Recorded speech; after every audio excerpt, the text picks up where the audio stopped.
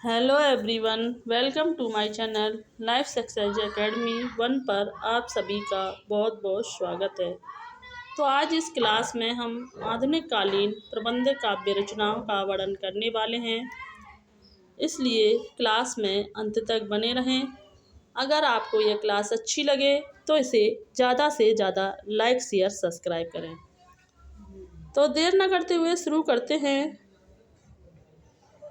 Number 1 देखते हैं। प्रिय प्रवास जो है वो 1914 ईस्वी में अयोध्या सिंह उपाध्याय हरिओद के द्वारा रचित है। अयोध्या सिंह उपाध्याय का जन्म जो है 1864 ईस्वी में हुआ था और इन्हें काव्य का सम्राट कहा जाता है। प्रेमचंद को उपन्यास का सम्राट और अयोध्या सिंह उपाध्याय को काव्य का सम्राट कहा जाता है। प्रिय प्रवास जो है वो खड़ी बोली का प्रथम महाकाव्य है। इसमें राधा कृष्ण की प्रेम परंपरा को अनूठे ढंग से प्रस्तुत किया गया है। ये जो है भागवत पुराण पर आधारित है। इसमें राधा ने पवन के माध्यम से संदेश प्रेषित किया है। प्रिय प्रवास में श्री कृष्ण को महापुरुष के रूप में चित्रित किया गया है, ब्रह्मा के रूप में नहीं। प्रिय प्रवास में हरिओद जी ने संस्कृत वर्ण व्रतों में नितांत तत्सम पदावली का प्रयोग किया है और प्रिय प्रवास में श्रृंगार और करुण रस की प्रधानता है। हरिओद जी ने स्वयं प्रिय प्रवास को भिन्न कांतु कविता का महाकाव्य कहा है। नंबर 2 देखते हैं। पारिजात जो है 1940 में अयोध्या सिंह उपाध्याय के द्वारा रचित एक प्रबंध काव्य है। पारिजात को हरिओद जी ने स्वयं महाकाव्य की संज्ञा दी है। इसमें विभिन्न आध्यात्मिक विषयों का 15 सर्गों में प्रस्तुतिकरण किया गया है। नेक्स्ट देखते हैं। बेदही वनवास जो है 1940 में अयोध्या सिंह उपाध्याय के द्वारा हरिओद जी के द्वारा रचित है। बेदही वनवास में यह जो है एक प्रबंध काव्य रचना है। इसमें वाल्मीकि रामायण की कथा पर आधारित है। इसमें वाल्मीकि रामायण रघुवंश और उत्तरा रामचरितम की भांति सीता निर्वसन चुपचाप न दिखाकर जन सामान्य एवं गुरुजनों के द्वारा भावभीनी विदाई के साथ चित्रण प्रस्तुत किया गया है। नेक्स्ट देखते हैं। कामायनी जो है वो 1935 में जयशंकर प्रसाद के द्वारा रचित महाकाव्य रचना है। जयशंकर प्रसाद का जन्म 1889 ईस्वी सुगनी साहू परिवार में हुआ था। जयशंकर प्रसाद जो है कलाधर उपनाम से रचनाएं लिखते थे। कामायनी जो है ये इसमें 15 सर्गों का वर्णन किया गया है। प्रथम सर्ग जो है चिंता, अंतिम सर्ग जो है आनंद है। छायावादी शैली का यह प्रथम महाकाव्य है। इसमें मनु जो है मन का प्रतीक है, श्रद्धा हृदय का प्रतीक है और इड़ा जो है वो बुद्धि का प्रतीक है और कामायनी जो है वो शैव दर्शन पर आधारित है। नेक्स्ट देखते हैं। लोकायतान जो है 1964 ईस्वी में सुमित्रानंदन पंत के द्वारा रचित एक प्रबंध काव्य है। सुमित्रानंदन पंत का जन्म जो है वो 1900 ईस्वी में कौसानी में हुआ था। सुमित्रानंदन पंत को कल्पना का कवि, प्रकृति का सुकुमार आदि उपनामों से जाना जाता है। सुमित्रानंदन पंत जी को 1968 ईस्वी में चिदंबरा रचना के लिए ज्ञानपीठ पुरस्कार प्राप्त हुआ था। नेक्स्ट देखते हैं। पुरुषोत्तम राम जो है यह 1967 में सुमित्रा नंदन पंत का एक प्रबंधकालीन रचना है। इस प्रबंध काव्य में कवि ने अपनी युगीन समस्याओं को चित्रित करने का प्रयास किया है। नेक्स्ट देखते हैं सत्यकाम जो है 1975 में सुमित्रा नंदन पंत के द्वारा रचित एक प्रबंध काव्य रचना है। नेक्स्ट देखते हैं जय भारत जो है 1952 में मैथिली शरण गुप्त के द्वारा रचित एक प्रबंध काव्य रचना है। मैथिली शरण गुप्त जी का जन्म 1886 ईस्वी में झांसी के चिरगांव में हुआ था। मैथिली शरण गुप्त को राष्ट्रकवि की उपाधि दी गई थी। यह राष्ट्रकवि की जो उपाधि है वो महात्मा गांधी जी के द्वारा दी गई थी।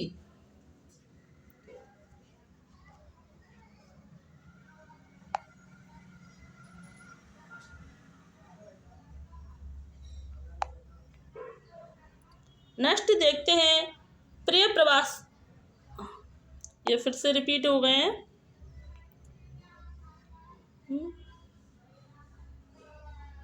नेक्स्ट देखते हैं कि विष्णु प्रिया जो है 1957 में मैथिली शरण गुप्त के द्वारा रचित प्रबंध काव्य है।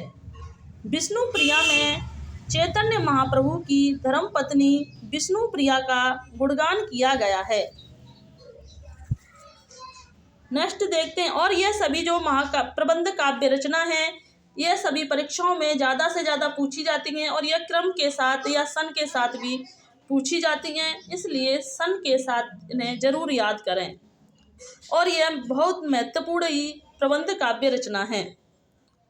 नेक्स्ट देखते हैं साकेत जो है 1931 में मैथिली शरण गुप्त के द्वारा रचित प्रबंध काव्य रचना है। साकेत को हम प्रथम आदर्श मानवतावादी महाकाव्य कह सकते हैं। इसकी कथा में वाल्मीकि रामायण का प्रभाव, तुलसी दर्शन की प्रेरणा और भवभूति की करुणा का संगुफन हो गया है। साकेत में जो है 12 सर्गों का वर्णन किया गया है। इस महाकाव्य में श्रृंगार एवं करुण रस की प्रधानता है। नेक्स्ट देखते हैं यशोधरा जो है 1932 ईस्वी में मैथिली शरण गुप्त के द्वारा रचित एक प्रबंध काव्य है। यशोधरा रचना में भगवान बुद्ध के चरित्र से संबंध रखने वाले पात्रों के उच्च और सुंदर भावों की व्यंजना की गई है। इसमें कहीं कहीं गद्य भी है।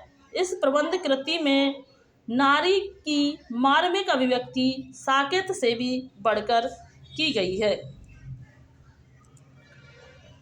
नेक्स्ट देखते हैं हल्दी घाटी जो है 1941 में श्याम नारायण पांडे के द्वारा रचित प्रबंध काव्य रचना है। हल्दी घाटी जो है एक वीर रस प्रबंध काव्य रचना है। इसमें 17 सर्गों का वर्णन किया गया है। इसमें देशभक्ति की प्रधानता है। यह वीर रस का सफल प्रबंधक काव्य है।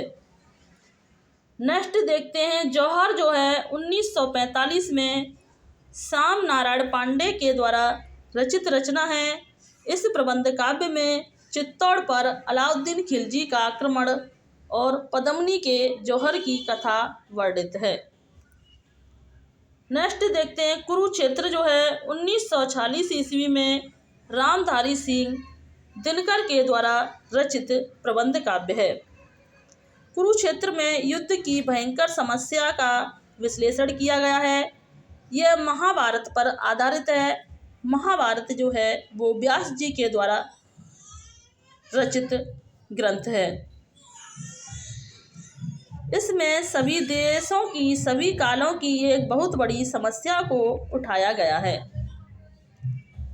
नेक्स्ट देखते हैं रामधारी सिंह दिनकर का जन्म 1908 ईस्वी में हुआ था। रामधारी सिंह दिनकर को राग और आग का कवि भी कहते हैं। नेक्स्ट देखते हैं कि रस्मरती जो है 1952 ईस्वी में रामधारी सिंह दिनकर के द्वारा रचित प्रबंध काव्य रचना है। रस्मरती जो है एक प्रबंध काव्य रचना है। इसका कथानक महाभारत से लिया गया है और इसमें कर्ण के चरित्र को आधुनिक मानवता के प्रकाश में उद्घाटित किया गया है। इसमें परशुराम और कुंती को भी नवीन मन संघर्ष की स्थिति में प्रस्तुत किया गया है। नेक्स्ट देखते हैं उर्वशी जो है 1961 में रामधारी सिंह दिनकर के द्वारा रचित प्रबंध काव्य रचना है। रामधारी सिंह दिनकर को 1972 में उर्वशी रचना के लिए ज्ञानपीठ पुरस्कार से सम्मानित किया गया था। यह उर्वशी और प्रखवा के प्राचीन व्याख्यान पर आधारित है। उर्वशी प्रेम और सौंदर्य का काव्य है।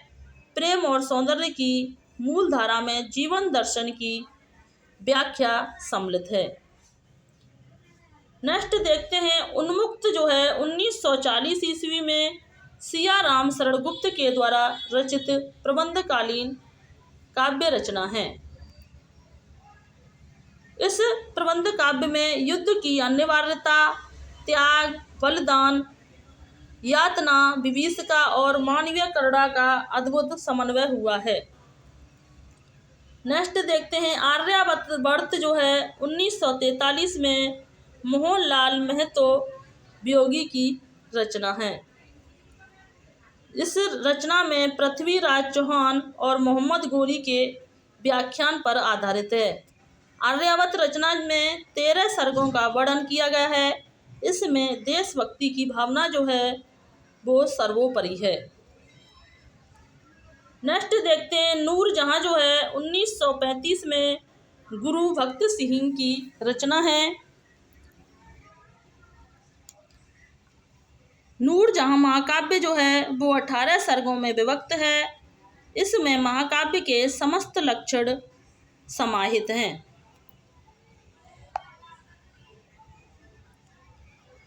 नेक्स्ट देखते हैं कि विक्रमादित्य जो है 1944 में गुरु भक्त सिंह की रचना है। विक्रमादित्य की कथा वस्तु जो है वो ऐतिहासिक व्रत पर आधारित है, परंतु इसमें श्रृंगार भावना का चित्रण प्रमुखता से किया गया है। नेक्स्ट देखते हैं केकई जो है 1950 में केदारनाथ मिश्र प्रभात के द्वारा रचित रचना है। केकई इस प्रबंध काव्य में केकई के व्यक्तित्व एवं चरित्र में नवीन दृष्टिकोण की प्रतिष्ठा की गई है। नेक्स्ट देखते हैं ऋतंबरा जो है 1956 में केदारनाथ मिश्र प्रभात के द्वारा रचित रचना है। ऋतंबरा में इस प्रबंध काव्य का जो आरंभ है वो प्रलय के वर्णन से हुआ है। इसमें भी कामायनी की भांति मानवता को नया संदेश देने एवं शाश्वत मूल्यों की स्थापना का प्रयास लक्षित होता है। नेक्स्ट देखते हैं अंधा युग जो है 1955 में धर्मवीर भारती के द्वारा रचित रचना है। धर्मवीर भारती का जन्म 1926 ईस्वी में हुआ था। अंधा युग जो है यह महाभारत के कथानक पर आधारित एक महाकाव्य है। इसमें महाभारत के 18वें दिन की संध्या से लेकर कृष्ण की मृत्यु तक की घटना का वर्णन किया गया है। नेक्स्ट देखते हैं कनुप्रिया जो है 1959 में धर्मवीर भारती के द्वारा रचित प्रबंधकालीन रचना है। इस प्रबंधकालीन रचना में राधा कृष्ण के रागात्मक संबंधों के माध्यम से मानवीय समस्याओं का वर्णन किया गया है। नेक्स्ट देखते हैं कृष्णयान जो है 1943 ईस्वी में द्वारका प्रसाद मिश्र के द्वारा रचित प्रबंध काव्य रचना है। कृष्णायान में यह कृष्ण चरित्र संबंधी प्रबंध काव्य है। इसमें का वर्णन जो है 7 कांडों में किया गया है। यह रामचरित मानस के अनुकरण पर इसकी रचना की गई है। किसकी? कृष्णायान की जो रचना की गई है वो रामचरित मानस के अनुकरण पर की गई है। नेक्स्ट देखते हैं, साकेत संत जो है 1946 ईस्वी में बलदेव प्रसाद मिश्र के द्वारा रचित प्रबंध काव्य रचना है। इस प्रबंध काव्य के माध्यम से कवि ने भरत के चरित्र चित्रण को विशेष रूप से उभारा है। नेक्स्ट देखते हैं, तक्षशिला जो है 1931 में उदय शंकर भट्ट के द्वारा रचित प्रबंधकालीन रचना है। तक्षशिला जो है एक ऐतिहासिक प्रबंध काव्य रचना है। नेक्स्ट देखते हैं, अंतः मंथन जो है 1958 में उदय शंकर भट्ट के द्वारा रचित रचना है। यह जो है पौराणिक प्रबंध काव्य है। नेक्स्ट देखते हैं, भूमिजा जो है 1961 में रघुवीर शरण मिश्र के द्वारा रचित रचना है। नेक्स्ट देखते हैं, सौमित्र जो है 1964 में रामेश्वर दयाल दुबे के द्वारा रचित रचना है।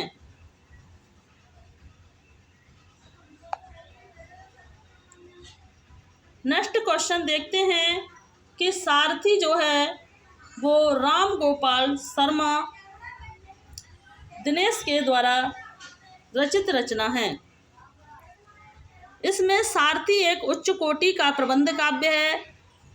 श्रद्धा एवं मनु का पुत्र मानव इसका कथानायक है, जो संपूर्ण प्रकृति पर स्वाधिकार स्थापित करने में समर्थ हो जाता है। नेक्स्ट देखते हैं, महामानव जो है 1946 ईस्वी में ठाकुर प्रसाद सिंह के द्वारा रचित प्रबंध महाकाव्य है। इसमें 15 सर्गों में विभक्त गांधी जी के जीवन पर आधारित प्रबंध काव्य रचना है, जिसमें गांधी जी के माध्यम से भारतीय जनजीवन के जागरण की कथा कही गई है। नेक्स्ट देखते हैं, द्रौपदी जो है 1960 ईस्वी में नरेंद्र शर्मा के द्वारा रचित रचना है। इसमें द्रौपदी 5 लघु सर्गों में विभाजित प्रबंध काव्य रचना है। इसमें महाभारत के पात्रों और मूल भाव की रूपात्मक व्याख्या की गई है। नेक्स्ट देखते हैं, उत्तराजय जो है वो नरेंद्र शर्मा के द्वारा रचित प्रबंध काव्य रचना है। इस प्रबंध कृति को नरेंद्र शर्मा ने गाथा काव्य भी कहा है।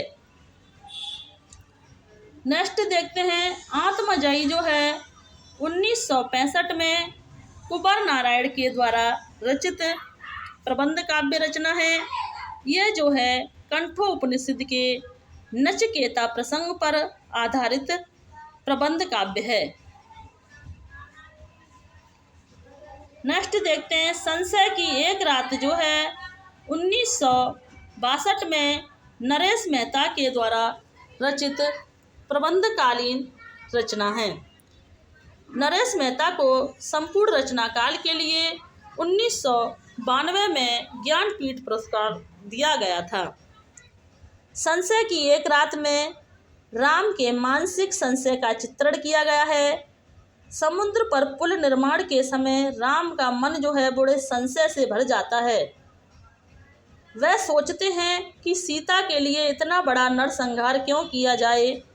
फिर अपने सहयोगियों के साथ विचार विमर्श करने पर यह निष्कर्ष निकालते हैं कि युद्ध किया जाए। युद्ध सीता के लिए नहीं, प्रजा के कल्याण के लिए होना चाहिए।